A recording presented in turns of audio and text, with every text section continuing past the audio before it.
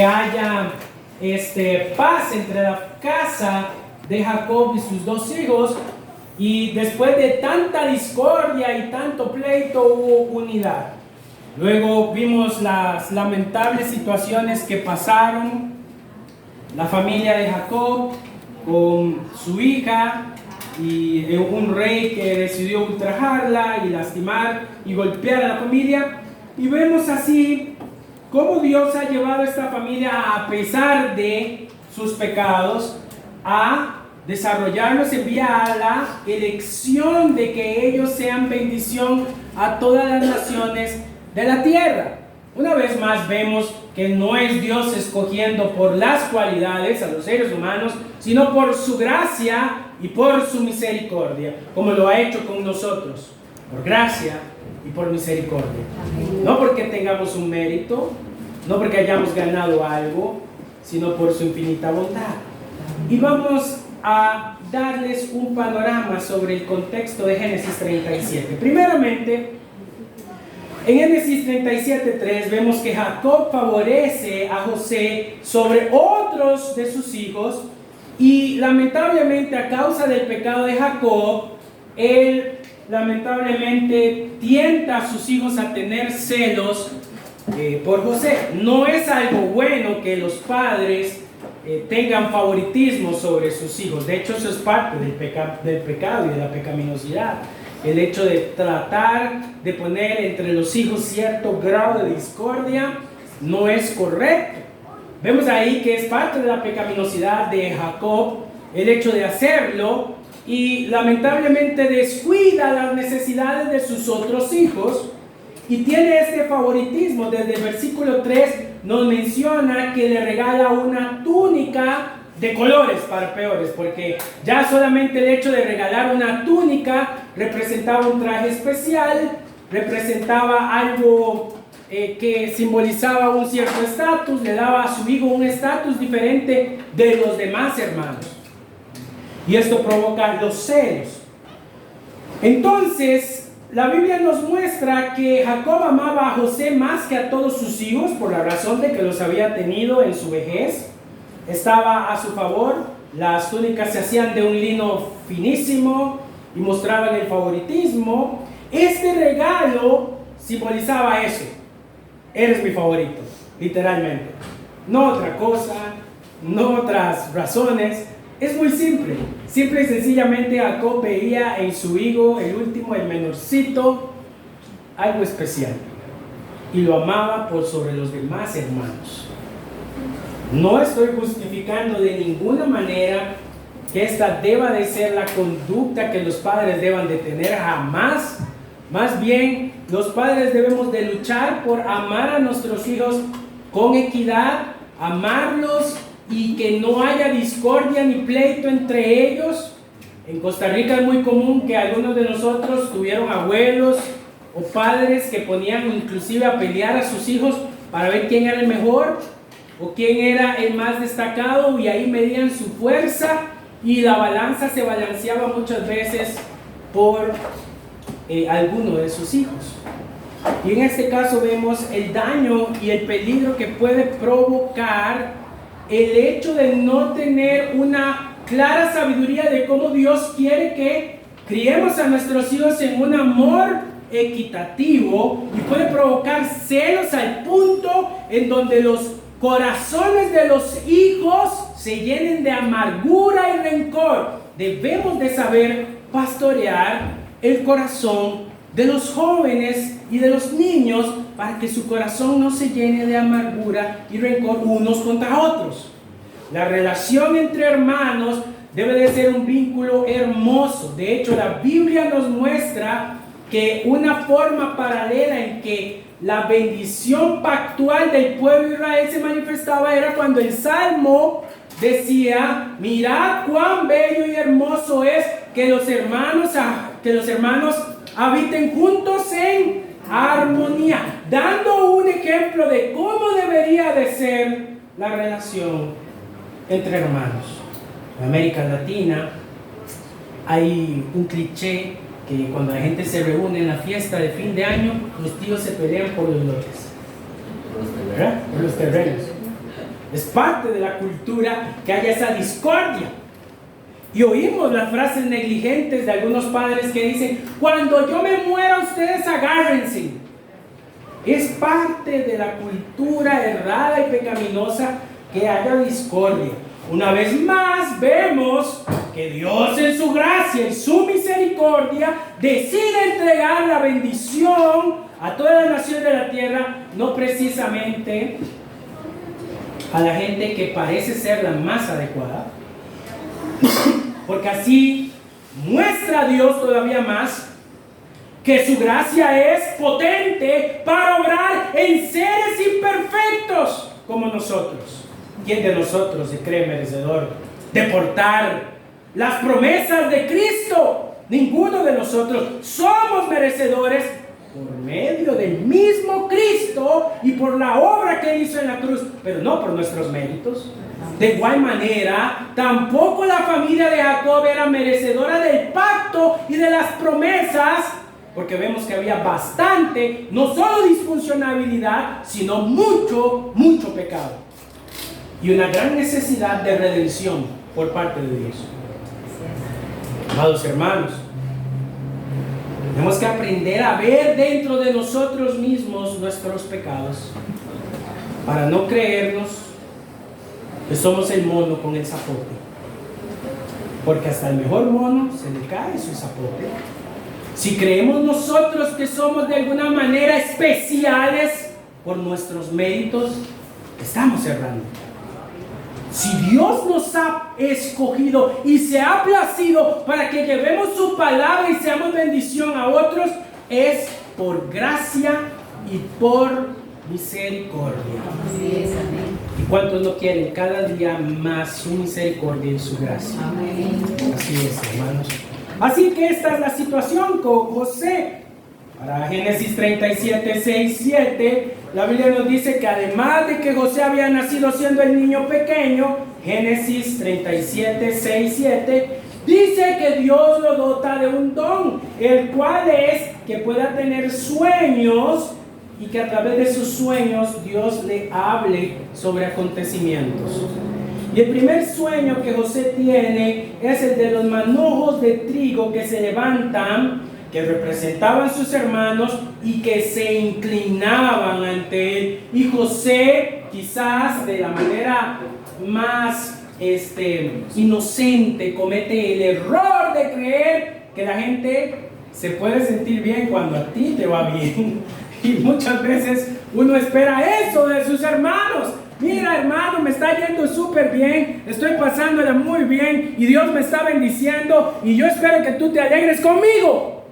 Pero lo que pasó fue todo lo contrario. Los hermanos dijeron: qué colerón, que además de que papá lo ama, también parece ser el niño dotado, el niño genio, ¿verdad? Y eso no les sienta bien. Les cayó como comerse una piedra en la mañana. Justo en el hígado estaban ellos sulfurando su enojo y se estaba volviendo algo recalcitrante. Pero bien, ellos decían: no hay problema, siempre y cuando este tonto de José simplemente sueñe con respecto a nosotros. Pero pasa en Génesis 37, 9, que Dios le da otro sueño, y ese otro sueño trae a los astros. Recordemos que en esa época las personas se regían mucho por sus temporadas, sobre lo que se ve en el cielo, y el sol era un referente de la cosecha, de la grandeza. Ellos no lo adoraban como tal. Habían ciertos pueblos que sí lo hacían, pero tenía un simbolismo sumamente importante. Y él sueña que el sol y la luna y las estrellas se inclinan ante él. Y ahí ya cambia la cosa. Inclusive el mismo Jacob dice: pero el sol y la luna, que soy yo y tu madre, también nos inclinaremos ante ti. Y él dijo: bueno, yo solamente estoy soñando, solamente son mis sueños, ¿verdad? Y esto hace enojar más a sus hermanos. Y en Génesis 37, 8 dice que los hermanos de José lo odian todavía más porque él soñaba, y odiaban sus palabras, odiaban lo que él decía y lo que él representaba. Ya no era solamente me cae mal, sino que pasó un sentimiento de lo odio. Eso es fuerte. Quizás usted dice, no, pero es que en aquellos días eran muy animales, pastor, muy bárbaros. Hermanos, todavía hoy en día se dan una gran cantidad de asesinatos entre hermanos y discordias. De hecho, la gran mayoría de problemas que desembocan en asesinatos tienen que ver con familia. Tienen que ver con problemas familiares. Y es increíble cómo esto va en aumento. La falta de poder entender que Dios ha llamado a la unidad familiar. Cuando hay padres que ven a sus hijos pelear y los dejan, incentivan y dan rienda suelta a su carnalidad, y de por sí tienen que defenderse entre ellos, fomentan algo malo y perverso. Deben de fomentar algo que los acerque a la unidad espiritual y al amor fraternal que debe de ser cultivado. Muchas personas pueden tener hermanos de sangre y pueden resentirle años ciertas situaciones que se han suscitado en familia. Y algunos hasta ponen cercas y viven juntos para no verlos nunca más. Y si se topan, se ignoran. Y si celebran fiestas, dicen, bueno, si fulano viene, yo me voy temprano para no estar mucho tiempo ahí. Pasa y suscita ese tipo de cosas. 37:14, resulta una vez que Jacob envía a José a buscar a sus hermanos que pastoreaban en Siquem, pero era porque su padre los vigilaba, ya que ellos tenían ciertas prácticas de dejar el rebaño, irse por ahí a pasear y hacer cosas majaderas, y mandaba al pequeñillo, como en muchas familias suscita, que manda a espiar a los mayores a ver qué están haciendo. Y José fue ahí y era bien correcto en ir y acusar a sus hermanos. Tras eso los acusaba. Y uno de esos días, cuando él va a buscar a sus hermanos que estaban pastoreando, los sorprende. Y al ver a José acercarse, versículo 18, dice que los hermanos conspiraron para matarlo. Y eso es increíble, hermanos. No pasó de hagámosle una broma, no es, hay que matarlo. Hay que acabar con la vida de nuestro hermano menor. Hermanos, hasta ahí desciende la naturaleza humana. Nosotros muchas veces decimos, es que somos tan... No, qué terrible, jamás. Hacer eso jamás. Más bien, esa es la conducta natural del ser humano. Matar, acabar con lo que le estorba y no lo deja hacer su propia voluntad. Estaban duros los hermanos de José. Pero resulta que el hermano mayor, Rubén, interviene y persuade a los otros hermanos, y uno creería que lo que vendría a decir es, no le hagamos esto a nuestro hermano, no, más bien todo lo contrario. Él sugiere que lo agarren y lo arrojen a una cisterna, un lugar donde se almacena el agua de lluvia, para que luego puedan los animales que ellos pastoreaban tomar agua. Y básicamente eran casi 4 metros de profundidad. Lo metieron ahí en una forma perversa y malvada. Imagínense qué es usted estar ahí, el sentimiento de desesperación, un día entero donde pegaba el sol y donde usted podía tener hambre, y si estaba mal del estómago, tenía ganas de orinar, pues no le quedaba de otra que tener que hacer todo lo que tenía que hacer en la cisterna. Era algo terrible estar encerrado en una cisterna. Amén de que hubieran ciertos insectos, animales, y él gritando, ¡hey, sáquenme de aquí! Ya esto no es gracioso. Los voy a acusar con mi papá. ¿No? Cosas que se dan entre hermanos. Y no podemos creer que ellos eran así como, queridos hermanos, ¿os habéis visto que acabáis de cometer el error? No, ellos, entre hermanos, había esa relación de, espérense que salga de aquí, lo voy a decir a mi papá para que nos castigue. Y quizás en su inocencia él decía, qué bárbaros, qué broma más fea me hicieron. Pero ellos realmente lo odiaban. Y dice que lo arrojan a esta cisterna. Para el 28, los hermanos ven a unos comerciantes ismaelitas, descendientes de Ismael, los del hijo de Abraham, que eran personas nómadas, y la esclavitud estaba en lo más y mejor. Había esclavitud, vendían prisioneros de guerra casi siempre, o personas que capturaban de pueblos que ellos se apoderaban, los iban y vendían en Egipto. Ahora Jacob no era un prisionero de guerra. La transacción que iban a hacer era ilegal. Jacob nunca nació como esclavo, ni tampoco fue derrotado para ser llamado a ser esclavo. Ellos lo tomaron contra su voluntad, lo violentaron. Pocos de nosotros sabemos el contexto de lo que puede representar ser un esclavo, pero básicamente usted pierde sus derechos a todo. Y fue maltratado muy probablemente siendo esclavo. En el lapso de tiempo de camino de la cisterna a Egipto, no crea que lo trataron así, venga, móntese en el camello, tranquilo. Probablemente tuvo que caminar descalzo porque sus hermanos lo despojaron de sus ropas para luego decirle a su padre que era que lo habían matado y que se lo habían comido. Este joven estaba a punto de sufrir mucho. Y dice que encuentran esos comerciantes ismaelitas y decían venderlo por 20 piezas de plata. A la conversión de hoy, más o menos desde el 2014, es lo que más encontré cercano, fueron $200 o $250 a la moneda hoy de lo que lo vendieron. No ganaron mucho, pero esto lo hicieron ellos porque ellos decían, lo mejor en vez de matarlo es venderlo, porque así no nos vamos a ensuciar nosotros. Pensaban que al venderlo, probablemente sus conciencias no lo atormentarían de haber matado a un hermano, pero estaban muy equivocados. Dios puso la conciencia de los hombres para que los atormente también por sus faltas.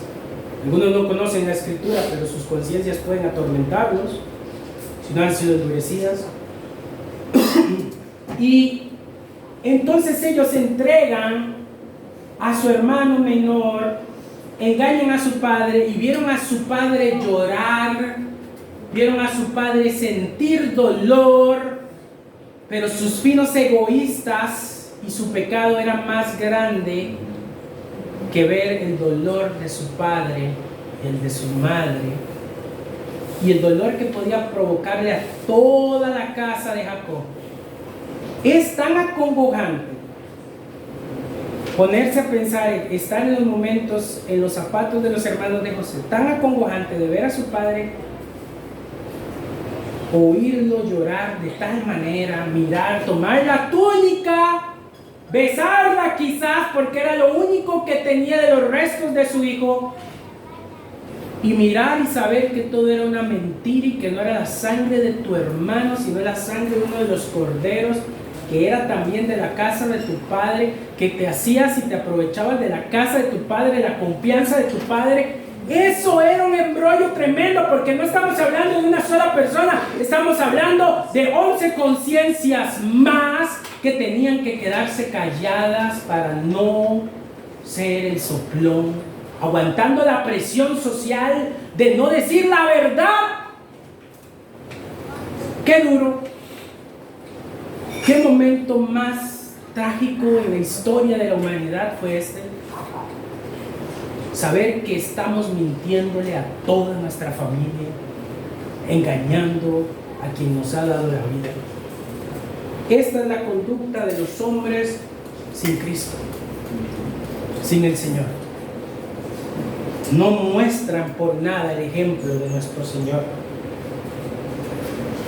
Amados hermanos, un análisis a la vida de José lo único que nos muestra es la semejanza de la vida de Cristo.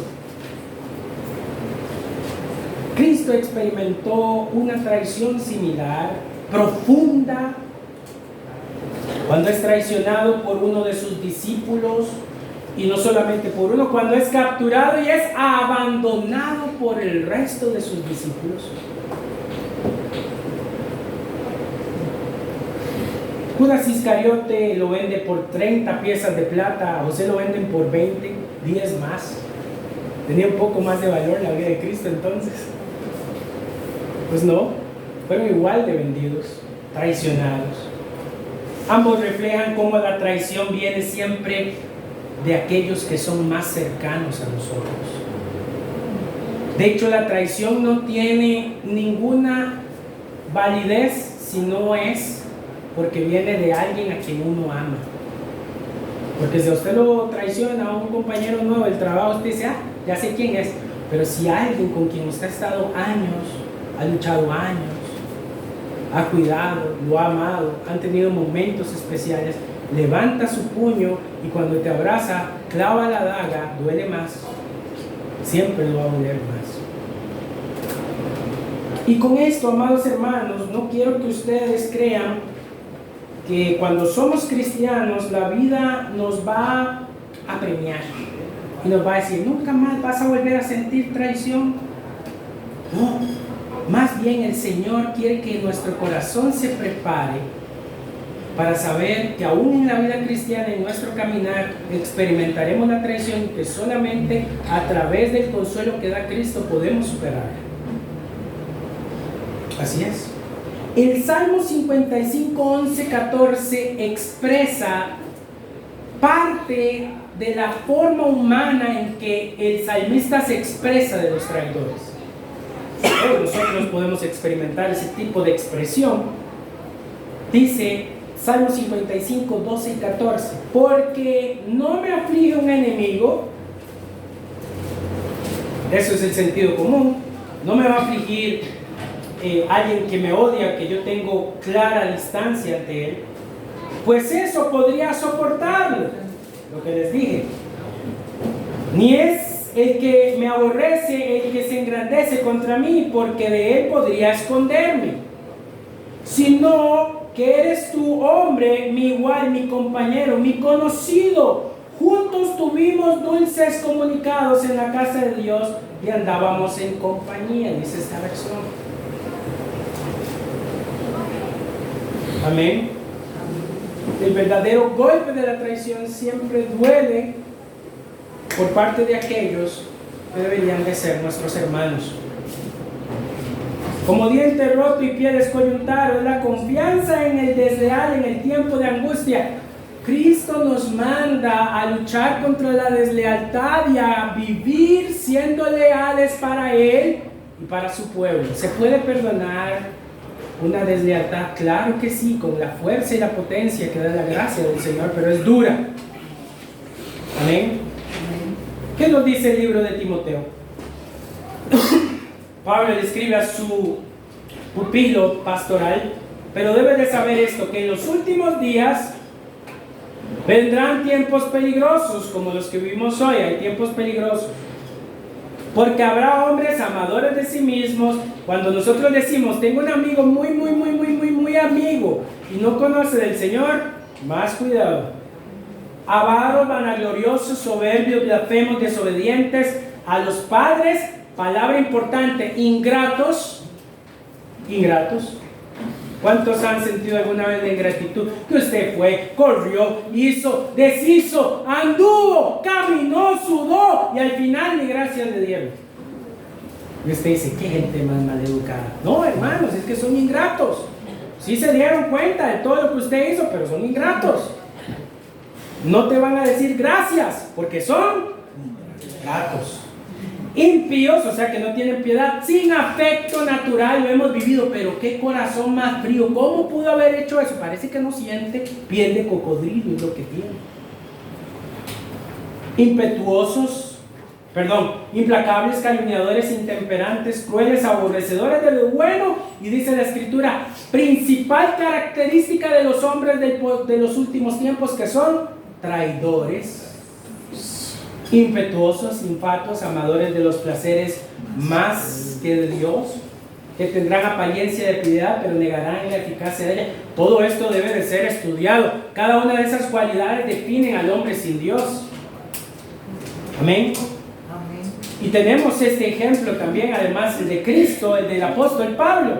Pablo en sus cartas, en el relato de los Hechos de los Apóstoles, menciona a varias personas que lo traicionaron y abandonaron en momentos difíciles. Sí, hermanos, Pablo, el que predicaba el Evangelio, el apóstol, el que escribió la gran mayoría de las cartas que nosotros aprendemos, leemos y estudiamos, él experimentó traición y dolor.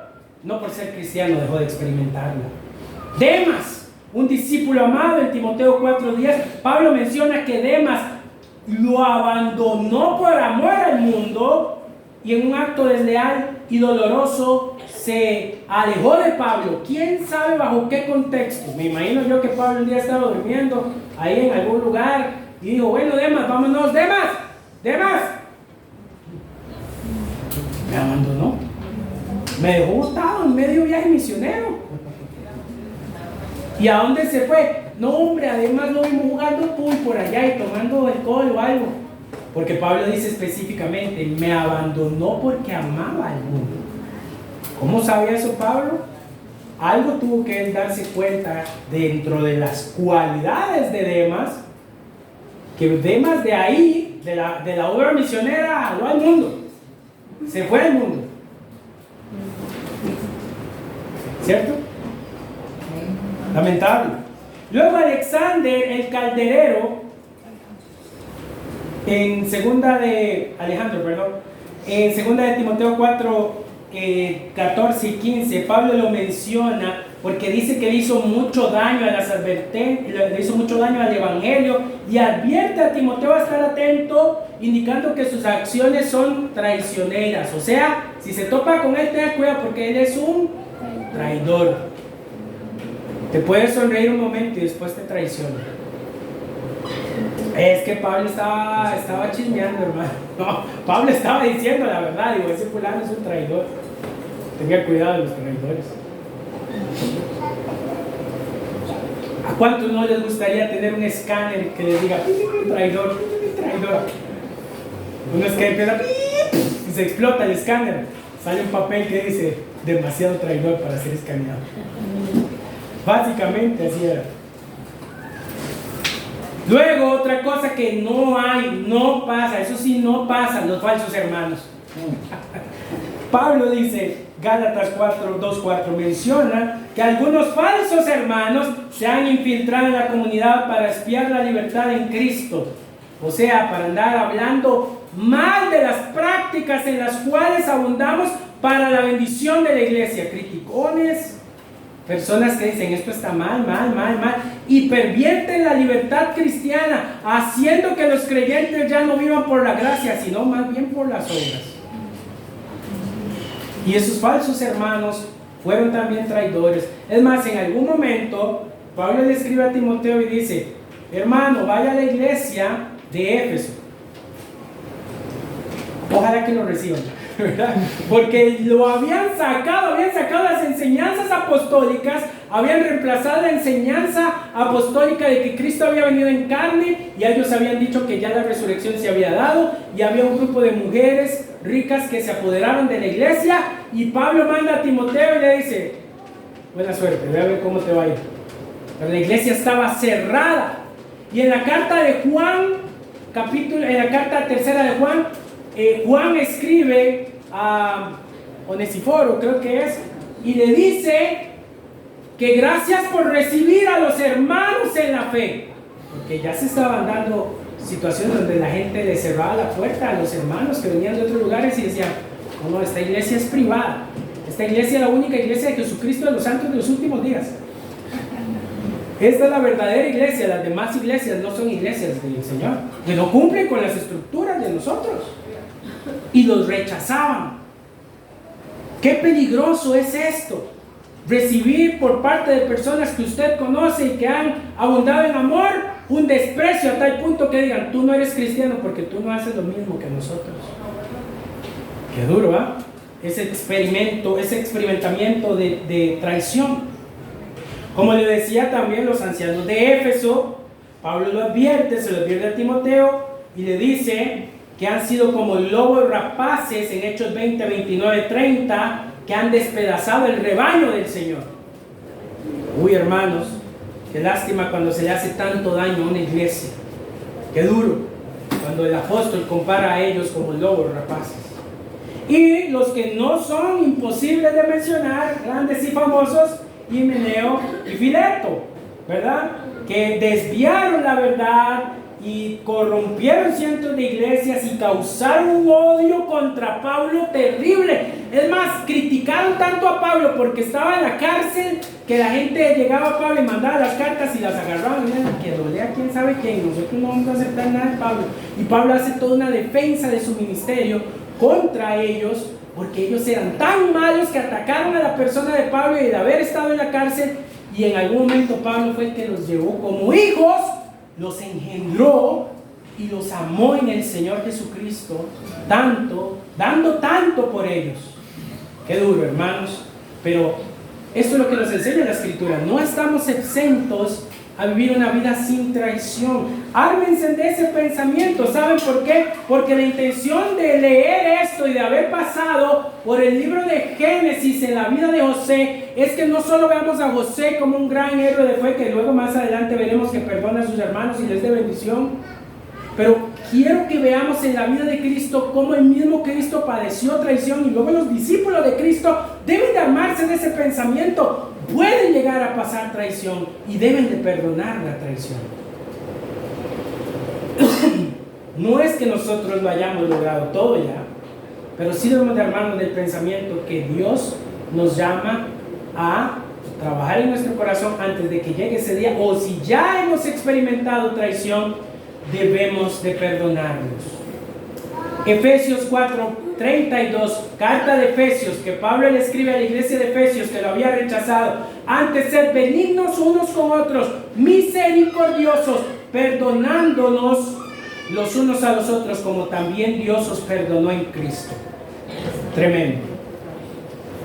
Aunque la traición duele, el perdón es esencial para liberarnos del resentimiento y de la amargura.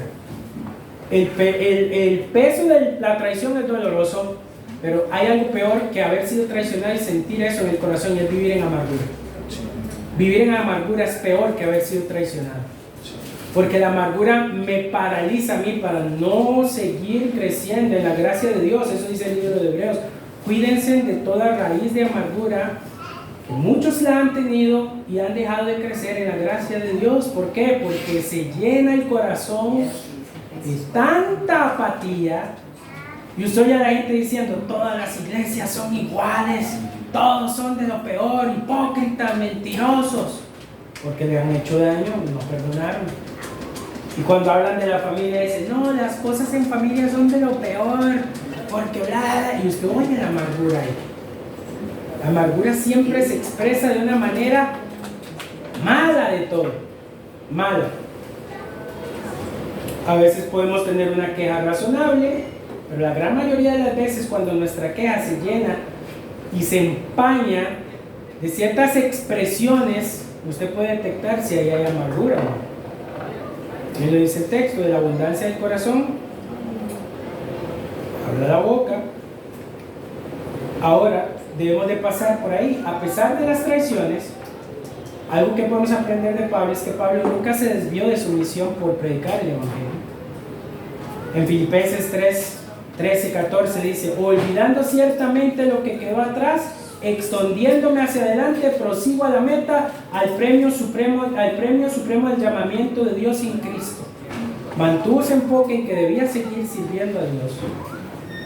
También algo que nos da alegría es el apoyo de los verdaderos hermanos, porque sí es cierto, pueden haber falsos hermanos, pero también hay verdaderos hermanos que, a pesar de las traiciones, ellos nos impulsan a crecer en nuestra fe, a seguir congregándonos, a animarnos a creer en la comunidad y a tener fortaleza en tiempos difíciles.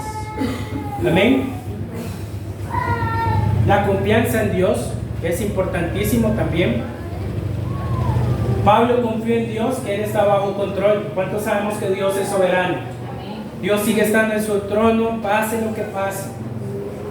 A pesar de los traidores, a pesar de la situación que vivió José más adelante reconoció que todo el proceso por el que pasó, Dios lo tenía bajo su control.